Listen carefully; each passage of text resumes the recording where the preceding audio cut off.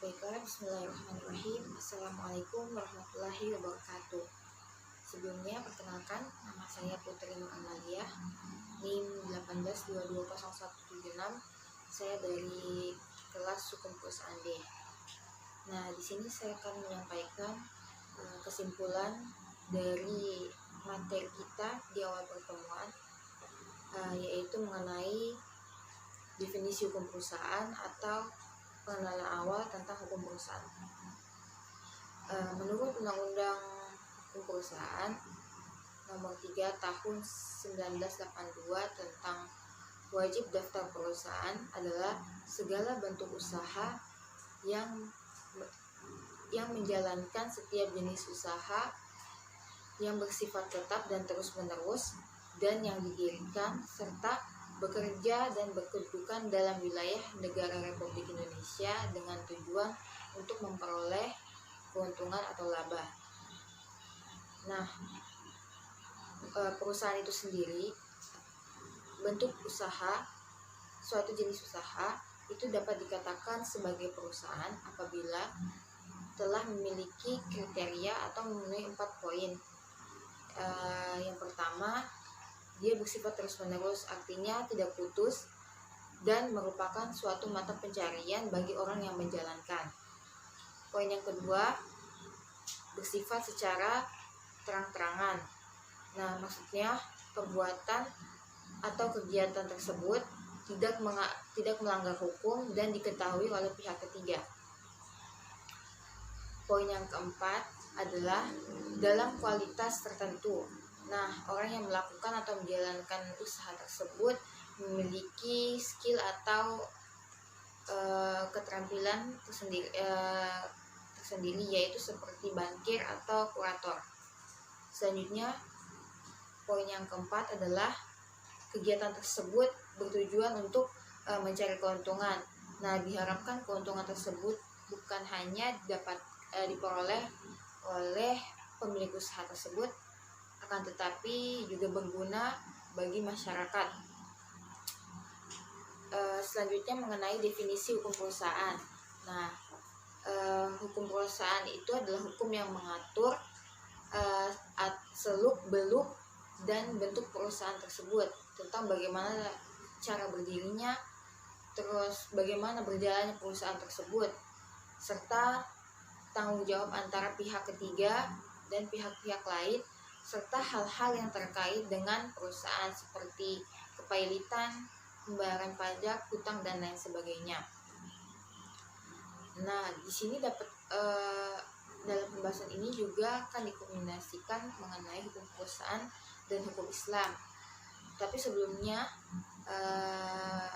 kita akan bahas bentuk-bentuk usaha yang ada di Indonesia, yaitu seperti bentuk usaha perseorangan, bentuk usaha kerjasama, bentuk usaha yang berbadan hukum, serta bentuk usaha yang tidak berbadan hukum.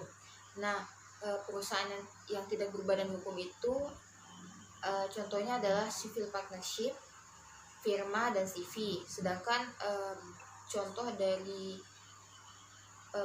bentuk usaha yang berbadan hukum adalah perseroan terbatas atau PT, di mana tanggung jawab PT tersebut ditanggung oleh PT itu sendiri. Nah, selanjutnya ada UD atau usaha dagang, di mana usaha dagang ini sendiri bisa dikelola perseorangan dan apabila menjadi besar dapat berkembang menjadi CV. Nah, kenapa UD ini dapat dikelola perseorangan? Karena dari segi bentuk usahanya tidak terlalu besar, belum besar, dan biayanya juga dapat ditanggung oleh perseorangan tersebut. Nah, selanjutnya bentuk-bentuk usaha yang di dalamnya ada kerjasama atau civil. Contoh kecilnya adalah civil partnership, di mana di dalamnya itu bisa berbentuk uang, jasa, atau fasilitas yang ditawarkan.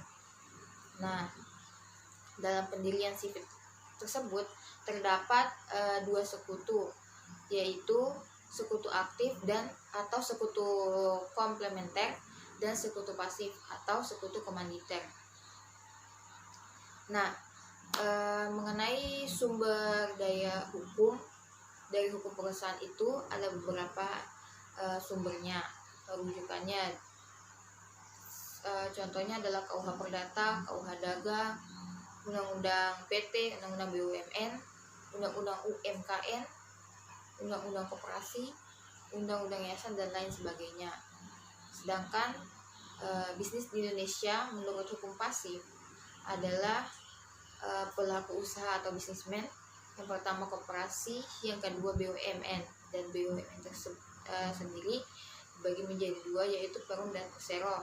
Lalu yang ketiga adalah perusahaan swasta, yaitu perusahaan perorangan dan usaha perorangan dan usaha bersama.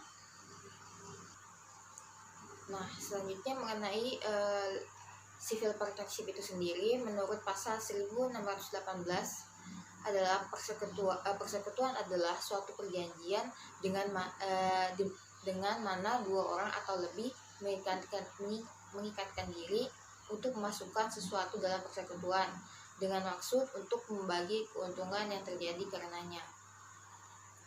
Nah, dan ada 4 sumber dari civil partnership itu sendiri, yaitu terbentuk berdasarkan perjanjian, lalu memasukkan sesuatu dalam persekutuan, serta tujuannya untuk membagi keuntungan. Baiklah, selanjutnya firma menurut pasal 16 yang dinamakan persekutuan firma adalah tiap-tiap persekutuan perdata yang didirikan untuk menjalankan perusahaan dengan nama bersama. Selanjutnya unsur-unsur firma merupakan persekutuan perdata dan menjalankan perusahaan, lalu adanya nama bersama dalam firma tersebut, dan lain sebagainya. Nah, ciri-ciri khusus firma sendiri adalah dasar dari persekutuan firma adalah perdata dengan beberapa tambahan. Selanjutnya tentang CV. Nah, CV itu sendiri diatur dalam pasal 19 sampai 21 KUH Dagang. Nah, selanjutnya mengenai hukum perusahaan jika dikaitkan dengan hukum Islam. Nah, seorang pengusaha itu sendiri menurut Islam secara umum tentunya harus berkiblat kepada kepada tuntunan syara yang bersumber pada Al-Quran dan hadis. Nah, bila kita gali dari kedua sumber hukum tersebut, dapat kita simpulkan bahwa seorang pengendali perusahaan itu harus memperhatikan tentang prinsip kesamaan dan toleransi atau tasamu, keadilan dan saling tolong menolong yang saling menguntungkan, di mana tujuan yang sempurna menurut Islam itu dapat disimpulkan yang pertama adalah memenuhi kebutuhan hidup seorang secara sederhana, lalu memenuhi kebutuhan keluarga, selanjutnya memenuhi kebutuhan jangka panjang dan menyediakan kebutuhan keluarga yang ditinggalkan, serta memberikan bantuan sosial dan sumbangan menurut jalan Allah Subhanahu wa taala. Nah, mungkin cukup sekian kesimpulan dari saya. Kurang lebihnya saya mohon maaf. Wassalamualaikum warahmatullahi wabarakatuh.